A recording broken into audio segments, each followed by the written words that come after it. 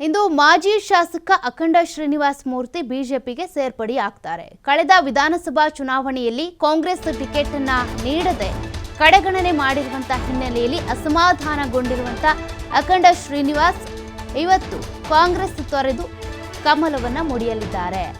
ಕಳೆದ ವಿಧಾನಸಭಾ ಚುನಾವಣೆಯ ಸಂದರ್ಭದಲ್ಲಿ ಅಖಂಡ ಶ್ರೀನಿವಾಸ್ ಅವರಿಗೆ ಟಿಕೆಟ್ ತಪ್ಪಿದ ಕಾರಣ ಸ್ವಪಕ್ಷದವರ ವಿರುದ್ಧ ತಿರುಗಿ ಬಿದ್ದಿದ್ರು ಅಖಂಡ ಶ್ರೀನಿವಾಸ್ ಮೂರ್ತಿ. ಬಿಎಸ್ಪಿ ಸೇರಿದಂತೆ ಪುಲಕೇಶಿ ನಗರ ವಿಧಾನಸಭಾ ಕ್ಷೇತ್ರದಲ್ಲಿ ಸ್ಪರ್ಧೆ ಮಾಡಿದ್ರು ಅಖಂಡ ಶ್ರೀನಿವಾಸ್ ಮೂರ್ತಿ. ಆದರೆ ಇವತ್ತು ಬಿಎಸ್ ಯಡಿಯೂರಪ್ಪನವರ ಸಮ್ಮುಖದಲ್ಲಿ ಬಿಜೆಪಿಗೆ ಸೇರ್ಪಡೆಯಾಗ್ತಾ ಇದ್ದಾರೆ ಅಖಂಡ ಶ್ರೀನಿವಾಸ್. ಹೀಗೆ ಕಾಂಗ್ರೆಸ್ನಲ್ಲಿ ಟಿಕೆಟ್ ತಪ್ಪಿತು ಅಂದರೆ ಬಿಜೆಪಿಗೆ ಸೇರೋದು, ಬಿಜೆಪಿಯಲ್ಲಿ ಟಿಕೆಟ್ ತಪ್ಪಿತು ಅಂದರೆ ಕಾಂಗ್ರೆಸ್ಗೆ ಸೇರೋದು. ಈ ಪಕ್ಷಾಂತರ ಇದೇ ರೀತಿಯಾಗಿ ಪಕ್ಷ ಹಾರಾಟ ಕಾಮನ್ ಆಗಿಬಿಟ್ಟಿದೆ. ಅದರಲ್ಲೂ ಕೂಡ ಚುನಾವಣೆ ಹತ್ತಿರ ಆಯಿತು ಅಂದರೆ ಈ ರೀತಿಯಾಗಿ ಬಿಜೆಪಿಯಿಂದ ಕಾಂಗ್ರೆಸ್ಸಿಗೆ ಸೇರಿ ಬಿಜೆಪಿಗೆ ಶಾಕ್ ಕೊಡೋದು, ಅದೇ ರೀತಿಯಾಗಿ ಕಾಂಗ್ರೆಸ್ನಿಂದ ಬಿಜೆಪಿಗೆ ಸೇರಿ ಕಾಂಗ್ರೆಸ್ಸಿಗೆ ಶಾಕ್ ಕೊಡೋದು, ಈ ರೀತಿಯ ಸನ್ನಿವೇಶಗಳು ಇದ್ದೇ ಇರುತ್ತೆ. ಈಗ ಕರಡಿ ಸಂಗಣ್ಣ ಹೇಗೆ ಬಿಜೆಪಿ ತೊರೆದು ಕಾಂಗ್ರೆಸ್ ಸೇರ್ಪಡೆ ಆಗ್ತಿದ್ದಾರೋ ಅದೇ ರೀತಿಯಾಗಿ ಇವರು ಬಿಜೆಪಿಗೆ ಸೇರ್ಪಡೆ ಆಗ್ತಿದ್ದಾರೆ ಕಾಂಗ್ರೆಸ್ ಬಿಟ್ಟು.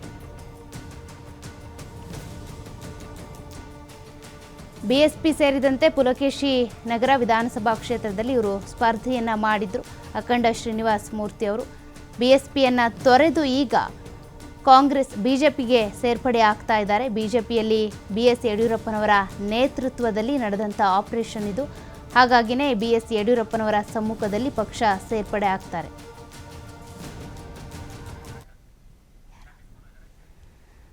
ಈ ಬಗ್ಗೆ ಮಾಹಿತಿ ಕೊಡೋದಕ್ಕೆ ನಮ್ಮ ಪ್ರತಿನಿಧಿ ರಾಕೇಶ್ ಫೋನ್ ಸಂಪರ್ಕದಲ್ಲಿದ್ದಾರೆ. ರಾಕೇಶ್, ಈಗ ಬಿಎಸ್ಪಿಯನ್ನ ತೊರೆದು ಅಖಂಡ ಶ್ರೀನಿವಾಸ್ ಮೂರ್ತಿ ಅವರು ಬಿಜೆಪಿಗೆ ಸೇರ್ಪಡೆ ಆಗ್ತಾ ಇದ್ದಾರೆ. ಹಾಗಾದ್ರೆ ಬಿಜೆಪಿಯಲ್ಲಿ ಇವರಿಗೆ ಏನ್ ಸ್ಥಾನಮಾನ ಸಿಗುತ್ತೆ ಅಂತ? ಸೌಖ್ಯ, ಈಗಾಗಲೇ ಪಕ್ಷಾಂತರದ ಪರ್ವಗಳು ಚುನಾವಣೆ ಹೊತ್ತಿನಲ್ಲಿ ಬಹಳ ಜೋರಾಗಿ ನಡೀತಾ ಇದೆ. ಬೇರೆ ಬೇರೆ ಪಕ್ಷದ ಸದಸ್ಯರುಗಳು ಅನ್ಯ ಪಕ್ಷಗಳಿಗೆ ಸೇರ್ಪಡೆ ಆಗ್ತಿದ್ದಾರೆ. ಈಗ ಬಿಜೆಪಿಗೆ ಬಿಎಸ್ಪಿಯಲ್ಲಿದ್ದಂತಹ ಮಾಜಿ ಶಾಸಕ ಅಂದ್ರೆ ಕಾಂಗ್ರೆಸ್ನಲ್ಲಿ ಗುರುತಿಸಿಕೊಂಡಿದ್ದಂತಹ ಮಾಜಿ ಶಾಸಕ ಅಖಂಡ ಶ್ರೀನಿವಾಸ್ ಮೂರ್ತಿ ಅವರು ಇವತ್ತು ಪಕ್ಷವನ್ನು ಸೇರ್ಪಡೆ ಆಗುವುದಾಗಿ ಮಾಹಿತಿ ಸಿಕ್ಕಿದೆ.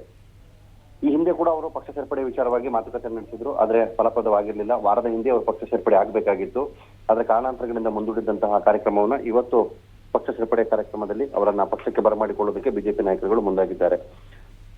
ಸದ್ಯದ ಪರಿಸ್ಥಿತಿಯಲ್ಲಿ ಅಖಂಡ ಅವರಿಗೆ ಪಕ್ಷದಲ್ಲಿ ಒಂದು ಒಳ್ಳೆಯ ಸ್ಥಾನಮಾನ ಸಿಗಬಹುದು ಅನ್ನುವಂಥ ನಿರೀಕ್ಷೆಯನ್ನ ಮಾಡಲಾಗ್ತಾ ಇದೆ. ದಲಿತ ಮುಖಂಡರಾಗಿರುವಂತಹ ಅವರಿಗೆ ಪಕ್ಷದಲ್ಲಿ ಮುಂದಿನ ದಿನಗಳಲ್ಲಿ ಅವಕಾಶಗಳು ಸಿಗಬಹುದು ಅನ್ನುವಂಥ ನಿರೀಕ್ಷೆಯನ್ನ ಮಾಡಲಾಗ್ತಾ ಇದೆ. ಬೆಂಗಳೂರಿನ ಪ್ರಮುಖ ನಾಯಕರುಗಳ ಲೆಕ್ಕಾಚಾರದಲ್ಲಿ ಅವರು ಕೂಡ ಪ್ರಮುಖರಾಗಿರೋದ್ರಿಂದಾಗಿ ಅವರಿಗೂ ಅಂತಹ ಒಂದು ಸ್ಥಾನಮಾನ ಸಿಗುವಂತ ಸಾಧ್ಯತೆಗಳಿವೆ.